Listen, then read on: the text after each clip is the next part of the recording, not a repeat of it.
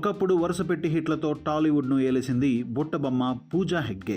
వరుసపెట్టి సినిమాలు చేస్తున్న 2021 నుండి సరైన హిట్ మాత్రం లేదు. అలాగని చేతిలో సినిమాలు లేకుండా మాత్రం లేదు ఈ బ్యూటీకి. తెలుగులో ఛాన్సులు తగ్గిన తమిళం, హిందీలో మంచి అవకాశాలు అందుకుంది. అయితే ఆ సినిమాల ఫలితాలే నిరాశపరిచాయి.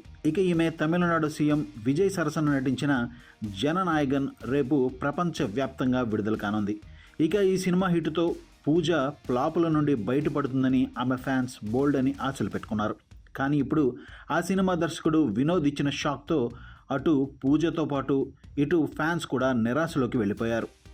మ్యాటర్ ఏంటంటే, కొద్ది గంటల్లో విడుదల కానున్న జననాయగన్ సినిమా ప్రచార కార్యక్రమాల్లో భాగంగా ఆ చిత్ర దర్శకుడు వినోద్ ఒక యూట్యూబ్ ఛానల్కు ఇంటర్వ్యూ ఇచ్చారు. సినిమా గురించి అనేక విశేషాలు పంచుకున్న దర్శకుడు పూజా హెగ్డే పాత్ర గురించి కూడా ఆసక్తికర వ్యాఖ్యలు చేశారు.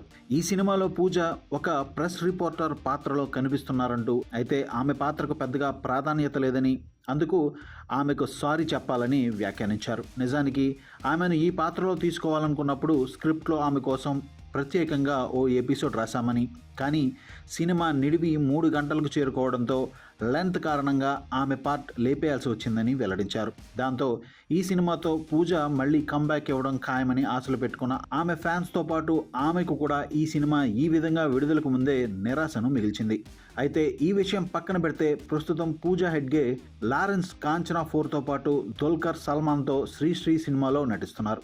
మరోపక్క అల్లు అర్జున్తో మళ్లీ జత కట్టనున్నారని గత కొద్ది రోజులుగా వార్తలు వస్తున్నాయి. లోకేష్ కనగరాజ్ దర్శకత్వంలో అల్లు అర్జున్ చేయబోయే AA 23లో ఆమె ఒక హీరోయిన్గా నటించబోతున్నారనేది ఫిల్మ్ నగర్ న్యూస్. పూజా హెగ్డే బన్నీ కాంబోలో వచ్చిన అలా వైకుంఠపురంలో ఏ స్థాయి విజయాన్ని అందుకుందో తెలిసిందే.